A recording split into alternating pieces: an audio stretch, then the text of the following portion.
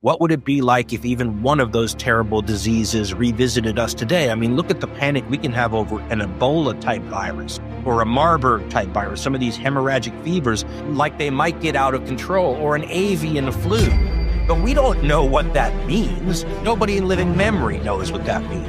Well, when we talked about using history as laboratory experiments, right, there's too many variables to draw real conclusions from, but it's interesting to look. We had a terrible flu known as the Spanish influenza strike at the end of the First World War, 1918, 1919, 1920, and it shut down whole American cities because people weren't willing to go out and do their jobs and risk infection. But when you realize what happens when the cops don't show up to work, right? And the basic people who keep your society running stay home, it was a bit of a wake-up call if you go back and read that to see exactly how quickly, not disease, but simply the fear of disease can take our societies and throw a monkey wrench into the whole machine that sort of regulates and runs our whole lives.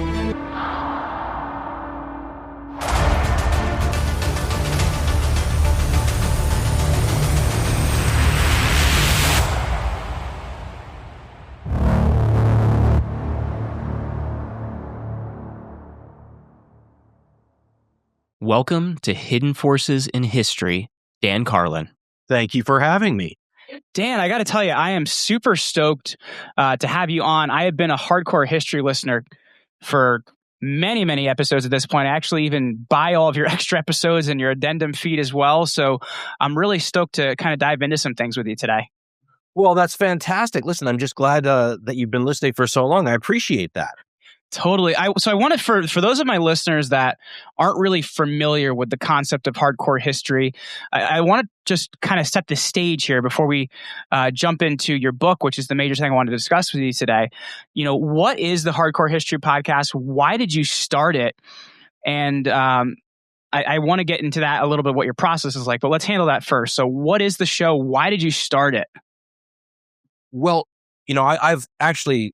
You mentioned the Hardcore History Addendum feed, which is the third podcast we've ever done. The first podcast I ever did was something that we adapted from terrestrial radio that I used to do. And so it wasn't a really original concept. And then when we decided to do a podcast about maybe a year and a half after starting that one, I thought, well, you know, by then you'd learned a little bit about the artistic parameters of this new medium. And we're talking about 2005. Hardcore History, probably 2006. And so until I'd done it for about a year or so, I wasn't really clear on the let's call it the canvas you had to play with as a... And is this the Common Sense feed? I'm sorry, say that one more time? Is this your Common Sense feed, or is this a different... The Common Sense feed was the one that started first, and so that was the one that grew from the radio show. But then somewhere along the line, we thought, well, maybe we do another podcast as well. And when we thought about that, we had internalized whatever lessons we had learned from a year of the Common Sense podcast. And instead of repurposing some other thing that was originally created for a different format, we had the chance to create something from scratch that took more advantage of all this open canvas space that the medium allowed. The only problem is we really didn't have any idea what it was going to sound. I mean, you have to remember back in this era, there were no professional outlets doing podcasts at all. This was totally, this was mostly kids in dorm rooms and stuff. So we weren't really sure what would work and what made sense. And I always compare maybe the first 10, 15 of our podcasts to the first 10 or 15 episodes of some long running TV series you like. I always say Seinfeld wasn't Seinfeld for the first 10 episodes. If you go watch it, they're figuring it out, right? They had a concept they started with, and that based on experience and growth and chemistry and all that, it develops into whatever it eventually develops into. So if you go listen to the first Hardcore History show we ever did, it's like 20 minutes long. It doesn't really sound like the show. In comparison, that's a joke to what you put out now. Yeah, well, and listen, from our standpoint, it might be a heck of a lot easier to be putting out 20-minute shows, but you only have, it's funny to say this when you really control every aspect, but you have less control over the growth of these things and the evolution of these things than you might think. Sometimes you find out based on listener feedback, stuff that you had assumed was right is wrong. And stuff that you'd never thought about doing, you could think about doing. I mean, the first time we ever had a show that went over an hour long, I inserted an apology to the listeners at the end of it because I thought this was such a profound imposition on their time. And the feedback we got from the listeners, which it's been fascinating ever since, was we have pause buttons. And I never thought about that. It never occurred to me that, maybe we don't have to worry so much about these deadlines that we thought we did, these artificial constraints. And so the show becomes something that was never part of the original intention. So when you say, how did you come up with a show where we talk sometimes for 6 hours straight about history? It was an evolutionary process, and the listeners played a pretty decently sized role in getting us there. Well, I want to talk a little bit about your process too, because I've heard you talk a little bit about it before. How you, I believe on the Tim Ferriss show, how you sit down and do some recordings. It takes you some time because these episodes now you're talking about them being 6 hours, and sometimes it's 6 months before they come out, and I want to make a comparison here to when I listened to one of your episodes, like I feel like I did some work, man, because they're very, very involved. It's like watching like an Oliver Stone movie where I feel like I had to work this whole time I watched it. So what is your process like in terms of, putting together an episode? Well, I mean, one of the things we try to focus on, because I think it makes a lot of sense when you're getting a history podcast from a guy who does not have a PhD in history, is what the heck are you getting from me that's unique and valuable? Because otherwise, why wouldn't you just go pick up a book from one of the people that we use for our research? Or why wouldn't you go watch a movie or a historical documentary or something? And so at the outset, we try to figure out what the hell it is I'm giving you that's worth your time. And this aspect is usually, I always describe it like the weaving of a rope, where you have different strands. And we try to weave. So, I mean, for example, we did a series, and I think about these more like audiobooks now rather than podcasts, because it's probably a more accurate representation of what you're getting. So when you say you felt like you worked, it feels a little like reading a history book, but hopefully one that grips you, because we try to include these questions. And I'm a big questioner. I come from a journalistic background. I'm not a big answerer. We did one on the Mongols, for example, and we wove through the tale one of these really human questions that history raises, doesn't answer, but raises. And it had to do with generations having to pay some sort of terrible price in order to, maybe we would say, create historical progress. So with the Mongols, there are people that write books today that maybe we would call them devil's advocate positions, or trying to make up for historical injustices. And they'll talk about all the wonderful things that Genghis Khan and the Mongols did.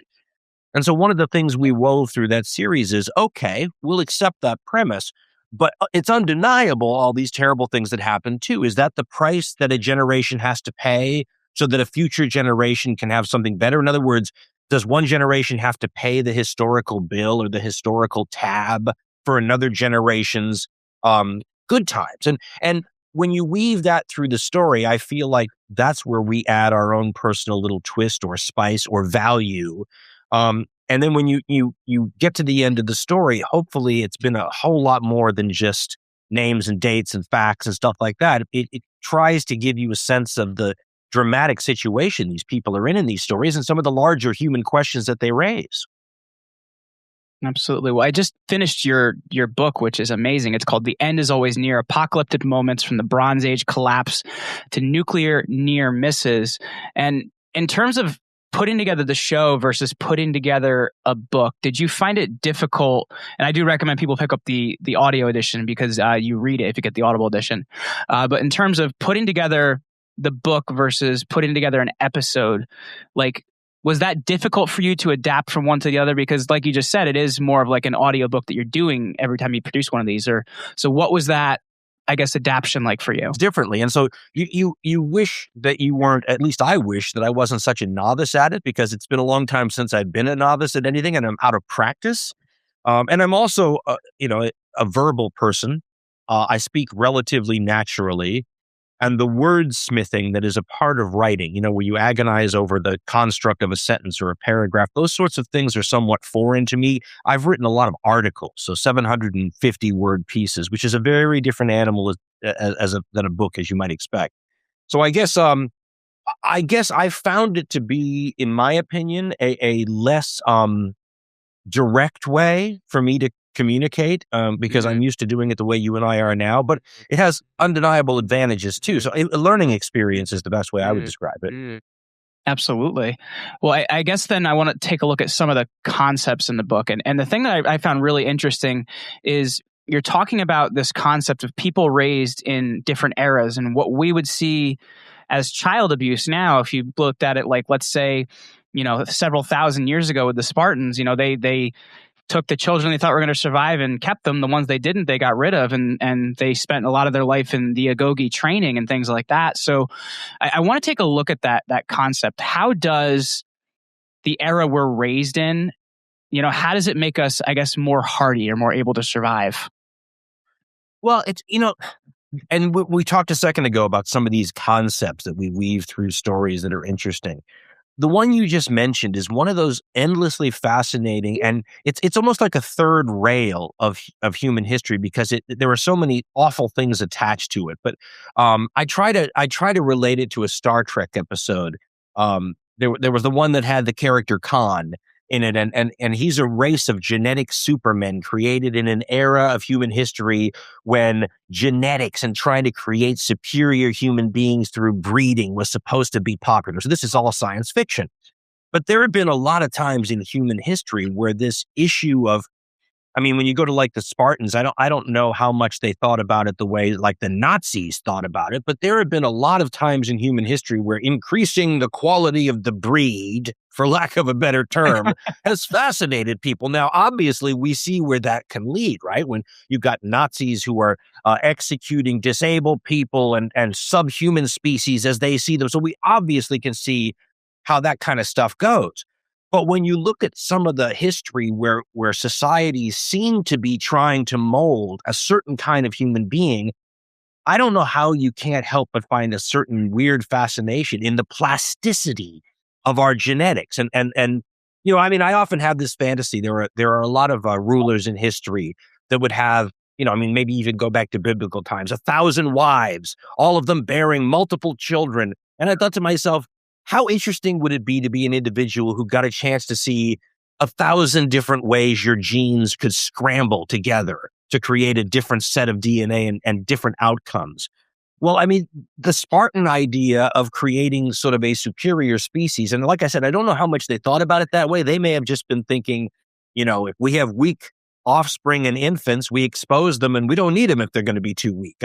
Maybe they thought about it in a much more utilitarian fashion, no big high-minded, creating a better species. But the end result is fascinating to just look at human plasticity and wonder about, if you could, for example, if you could just breed, this is so Naziistic, I don't even believe I'm, but if you could just breed the very smartest or the very strongest or fill in the adjective of human beings for like 10 generations, do you end up with something down the road worthwhile, or do you end up with something that's a completely, like a twisted, strange, non-human I guess what I'm saying is that there are very few actually useful laboratory experiments where you can look at and even begin to examine questions like that. But history will provide examples that are a little like using human beings as lab rats and letting you sort of go, did the Spartans acting this way with their own version of ancient Greek eugenics actually accomplish anything in the end? If you met a Spartan warrior today and compared them to your average Athenian, would you notice anything that appeared to you beyond training and working out and a healthy diet? I think it's got this horrible, evil sort of tinge to it, but that doesn't make it less fascinating. Well, I guess then taking this too, and also looking at, you mentioned what Tom Brokaw calls the greatest generation, which was the World War II generation. And I guess like looking at our generation now, it does seem like, I guess we've lost some toughness in a way. I guess like taking a look at that then, Dan, do you feel like we've lost toughness? And if so, like what things do you think creates that in a people?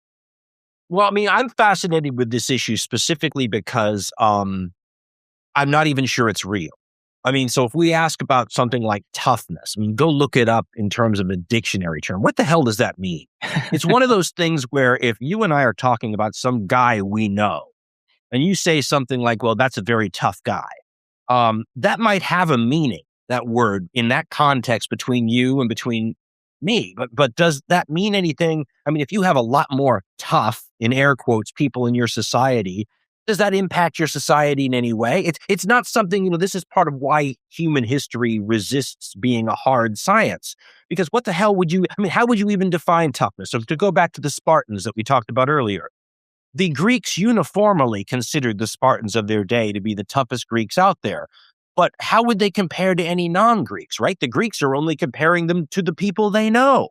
So are they as tough as an Aztec warrior? Are they, so it becomes one of those relative terms that doesn't mean anything overall.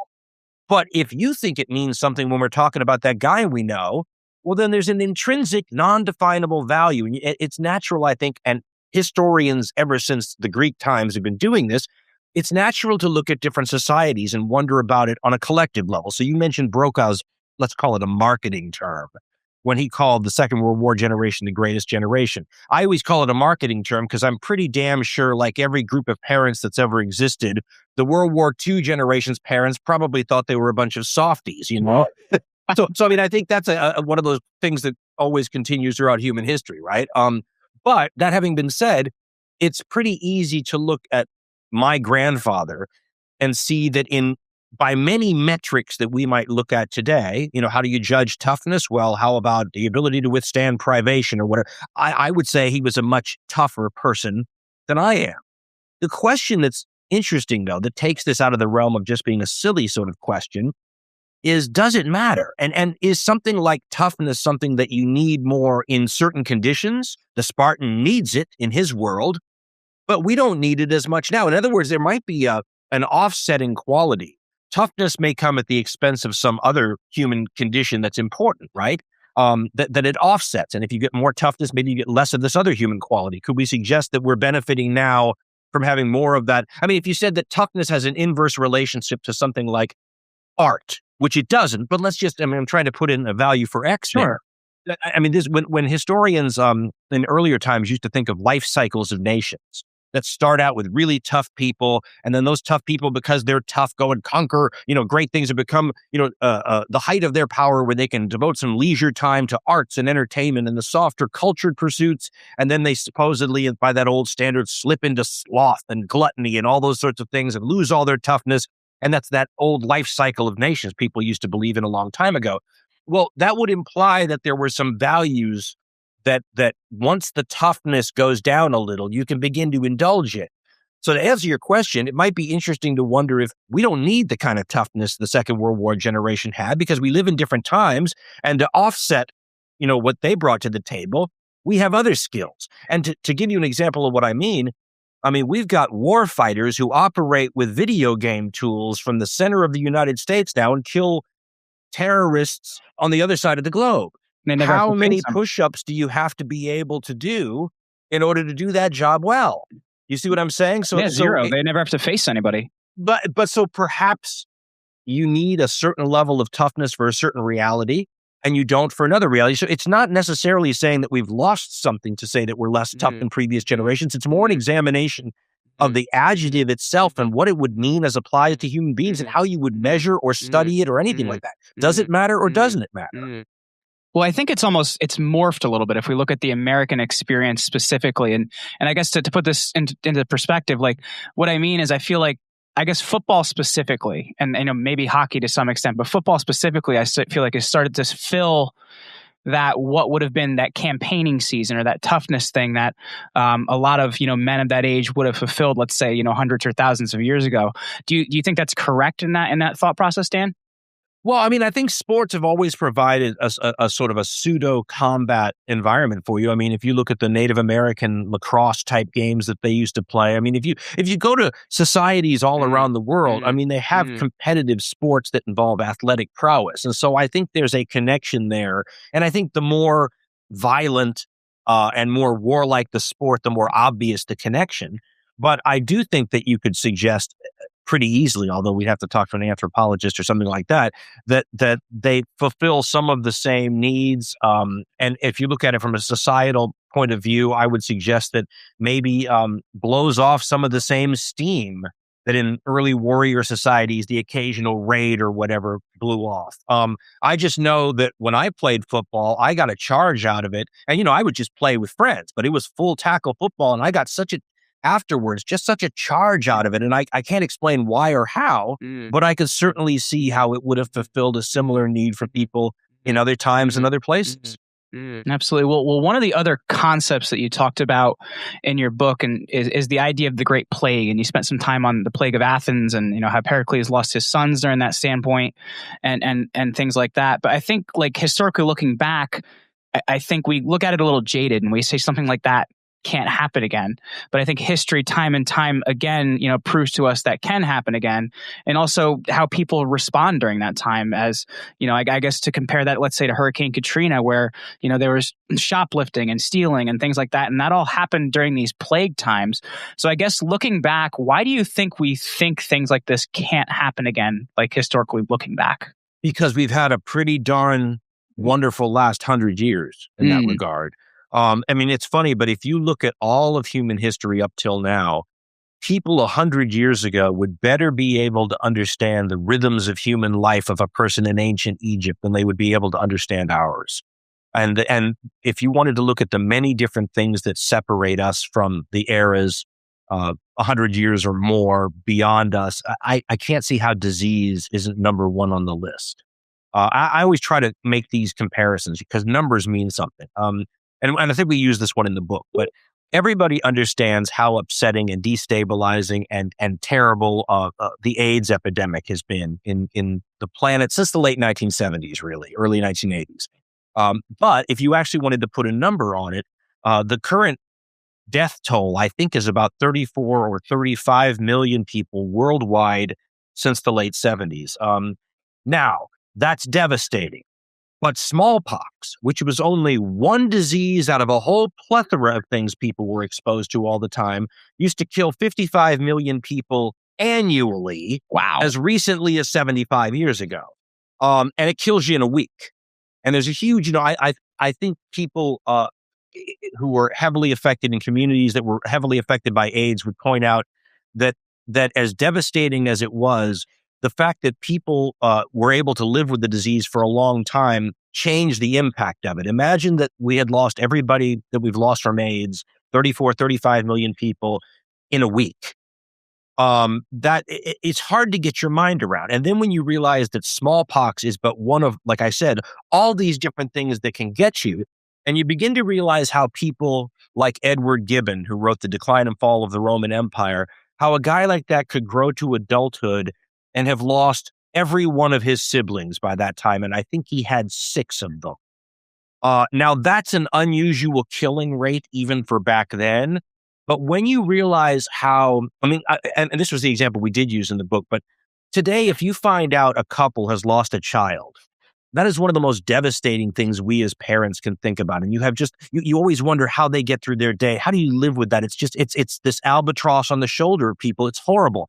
But then you realize, what if everybody had lost a child? And what if a lot of people had lost multiple children?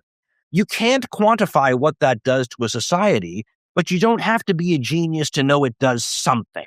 And so that's when we wanted to talk about the impact of disease on human beings.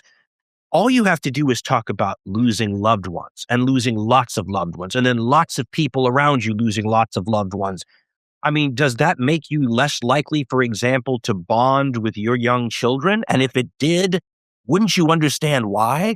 So, these are the kind of intellectual dominoes that start tumbling when you start asking questions like, gee, what would it be like if even one of those terrible diseases revisited us today? Look at the panic we can have over an Ebola-type virus or a Marburg-type virus, some of these hemorrhagic fevers, like they might get out of control, or an avian flu. But we don't know what that means. Nobody in living memory knows what that means. Right, like here in the New York area, there was like a measles outbreak last year, and it wasn't even that large, but the news was freaking out over it. So I think, maybe we aren't able to handle right now as large scale things, and it's, I think, a gradient to getting there to being able to handle something on that scale as well. Well, when we talked about using history as laboratory experiments, right? There's too many variables to draw real conclusions from, but it's interesting to look. We had a terrible flu known as the Spanish influenza strike at the end of the First World War, 1918, 1919, 1920, and it shut down whole American cities because people weren't willing to go out and do their jobs and risk infection. But when you realize what happens when the cops don't show up to work, right? And the basic people who keep your society running stay home, it was a bit of a wake-up call if you go back and read that to see exactly how quickly, not disease, but simply the fear of disease can take our societies and throw a monkey wrench into the whole machine that sort of regulates and runs our whole lives. Absolutely. Well, Dan, I just wanted to ask you, because I know we only had 40 minutes booked out. Do you have any more time than that? Because we are running a little long, and I would like to keep it going if you have the time. I can do an extra 10. Okay, great. That's perfect. Okay, so I'll keep you to the time, but I've had a couple more things that I wanted to talk about, which I think go perfectly what we're talking, and I'll cut this out after. No worries. So one of the things that I found also really interesting is you talked about the movie Planet of the Apes, and you're talking about when, they zoom out and you see it's the Statue of Liberty on the ground, and it's very shocking to you that it's happened. And looking at total civilization collapse, is that as possible now as it was, let's say, 200 years ago, because we are so technologically connected? But, a great example of that is our BMW the other day. The battery and the alternator went, which means we can't do anything with the car, including get it on a tow truck. So, in this day and age, can we see the type of collapses we see in the past, for technology or something to fail?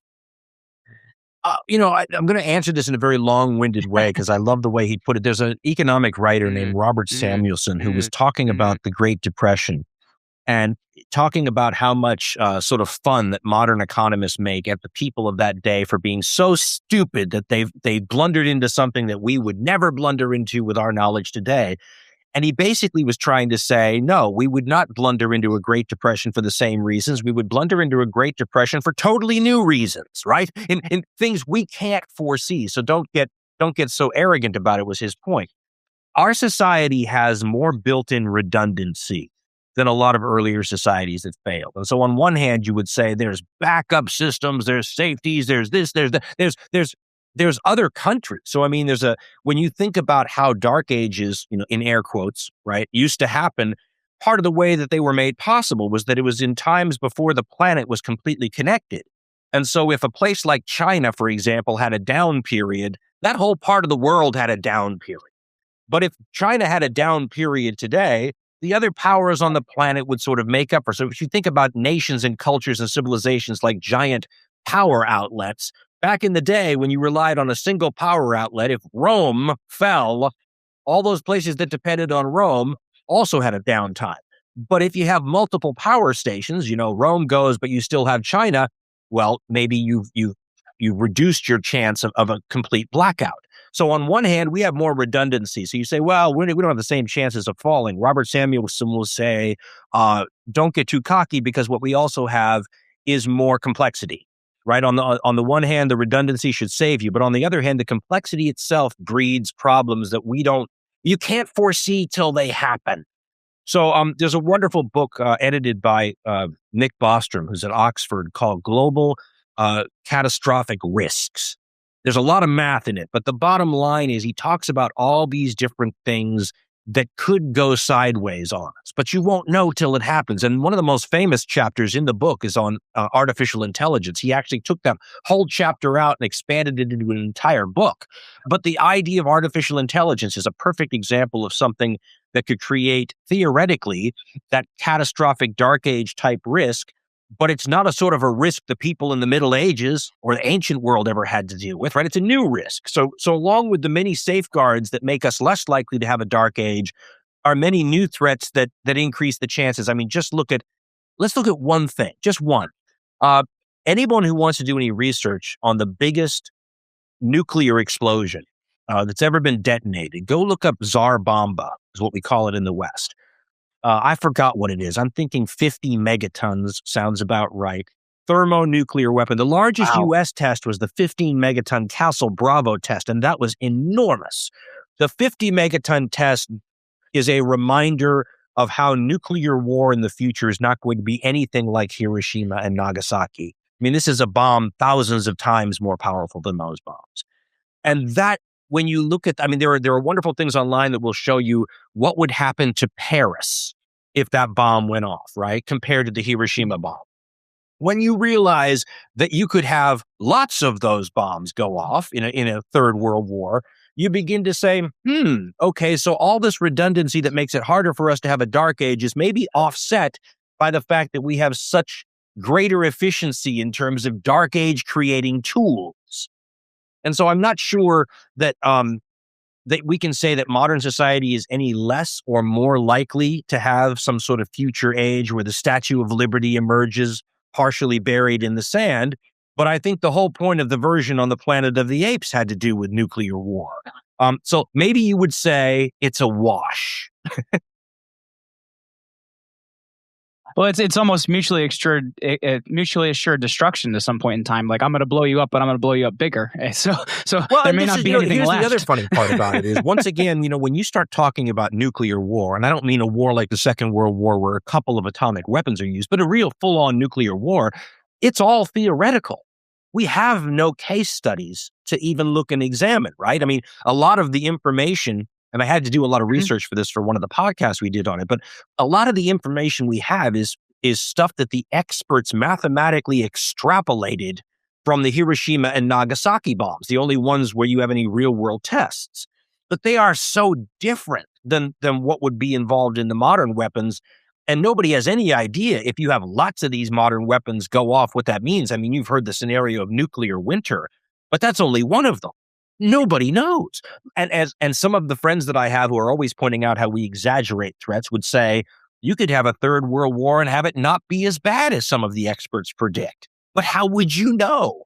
So, I mean, I think in terms of something like that, the lack of real world case studies to look at makes everything sort of seem like fantasy until that's what we talked about in the book too. There's a weird sort of fantastic element to these kinds of topics that sound more like movie titles or science fiction tropes like Planet of the Apes than they sound like real swords of Damocles hanging over our head. The Cuban Missile Crisis, if the way that the world felt the day after the Cuban Missile Crisis ended, you could make an argument is the way we should feel every day of our lives because of the threat level. But human beings can't operate that way. And once you get about a generation after those sorts of times, you have people being raised with no memory of that at all. It's almost unrealistic to expect them to have the same level of fear and concern or to be able to sustain it as a society.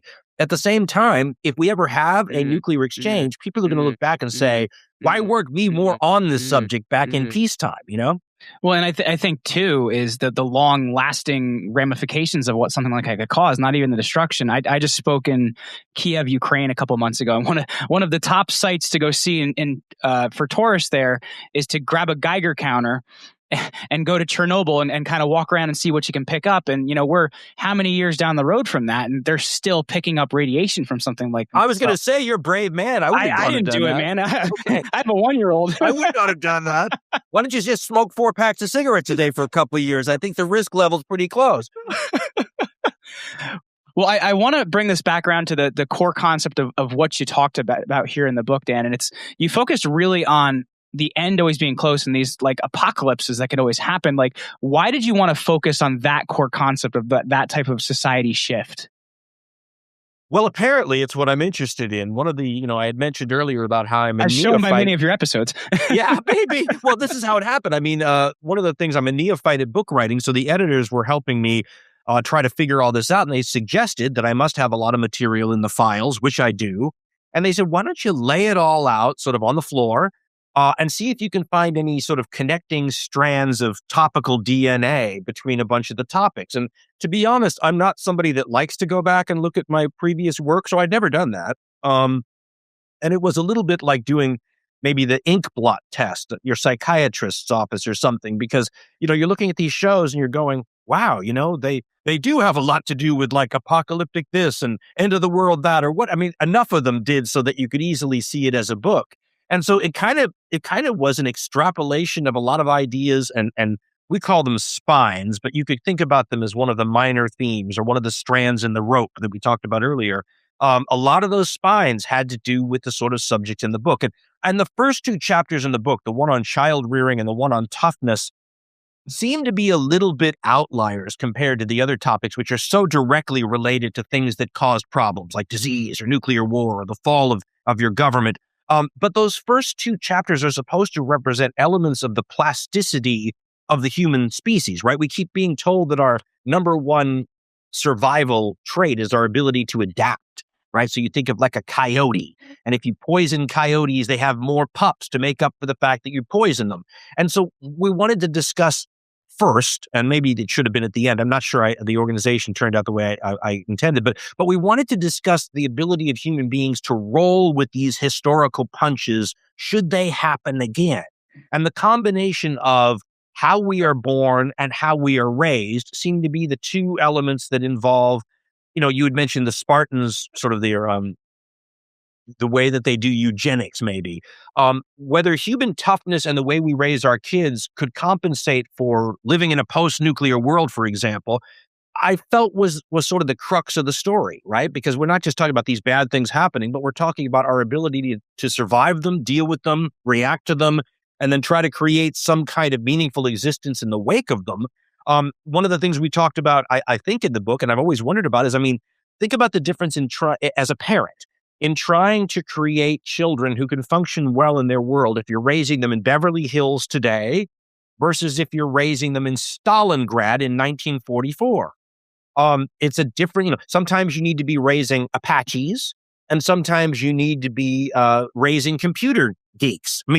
Different times call for different levels of adaptation. And so we thought that those first two chapters were a way of giving you sort of the practical human side of, we talked about Edward Gibbon losing his 6 siblings, I think it was 6, and how if a lot of parents at that same time period also lost siblings, how does society react? And so we wanted to talk about how you roll with those historical punches. And so that's kind of the way the book is outlined. Well, I guess just as we're coming down here for a landing, Dan, we got one listener question for you. And Michael Woodward wanted to know, was there a topic, or currently is a topic, you're intimidated to cover on a future Hardcore History episode? Oh my goodness, lots of them. And it's funny because the real compliment on the part of the listeners is that they often think I can talk about any historical subject. And I get requests for things all the time. Can you talk about 17th century India, please? And it's flattering as heck that someone would think I knew enough to do that, but I don't. All the topics that we talk about are things that I already have a foundational knowledge base to begin with. And then I begin my research from there. To try to educate yourself from ground zero on something is simply not possible, in the time frame that we have between shows. And so when he says, is there something you're intimidated by? Holy cow. Most of the things is a good answer. The few things that I'm not intimidated by are the things you get episodes on. How about that?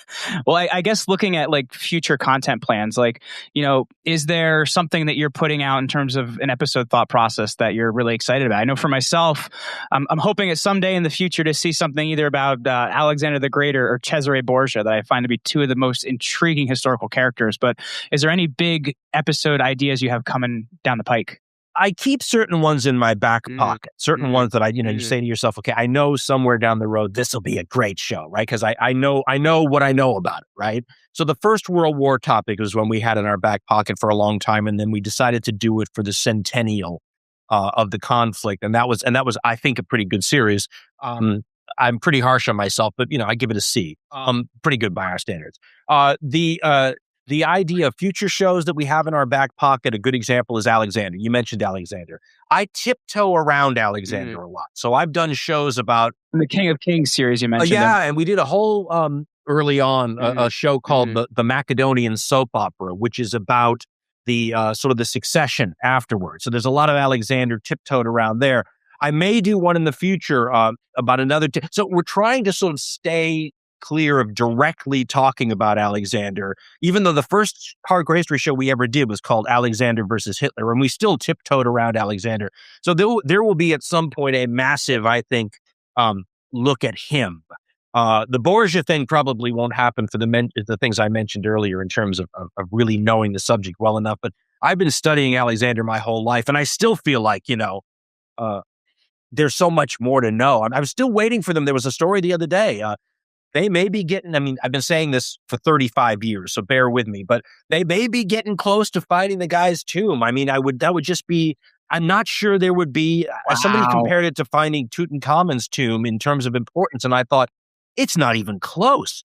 Tutankhamun was not an important Egyptian ruler, but Alexander the So to answer your question, I'm so taken with the guy as a historical figure, whether he was a butcher or a philosopher king or something between the two, that I got that in my back pocket, and hopefully we can turn that into at least a C+ show whenever I do it. Well, I'm very excited for that because I think he's the great example of absolute power corrupting absolutely, because he tried to be the philosopher king, but then he kind of went the other way and went a little crazy when he killed his friend Clytus the Black. Well, and a lot of that stuff that happened along that way. I mean, that's when you start thinking about ancient history, and listen, Alexander was one of the first really great propagandists the world has ever known. What the hell do we really know about this? So, I mean, that's right there. You know, when you talk about him, one of the fun things is going to be, how do we think we know what we know about the guy? Well, and that's the interesting concept about him is he was one of the first ones to take his publicist with him on campaign. And that's what the writer Arian was. He was like, Alexander was like, all right, write this stuff. And that's most of the remaining stuff we have, other than what Plutarch wrote hundreds of years down the road. So what do we remember? Really the guy's basically like murdering everybody by the end of his young life. So if you're Arian writing what he wants you to write, how likely is it to show the blemishes and the warts? And then when he shows the blemishes and the warts, you have to say to yourself, okay, why did Alexander allow him to show the blemishes? I mean, it becomes one of these things where you're trying to dissect the propaganda of somebody who lived more than 2,000 years ago, who was hated by a lot of his contemporaries and then lionized by a bunch of people centuries later. I mean, the whole thing is just, I'm going to have a good time with that show only because I've been thinking about Alexander on my own spare time for about 50 years now. Well, I have about 11 books on the bookshelf next to me as we're speaking. Dan, this has been so much fun. I was really excited for this episode, and I really appreciate you spending time today. For the people out there listening, if they want to check you out, check out Hardcore History or your book, The End Is Always Near, where's the best place to go? Well, listen, you can always go to the website, dancarlin.com, and somehow, some way, it ought to be able to get you to where you want to go. So, listen, I hope it was a good show. I appreciate you having me on, and I hope your audience gets something out of it. Absolutely. Thank you so much for hanging out with me today, Dan. Thanks for having me, man. I appreciate it.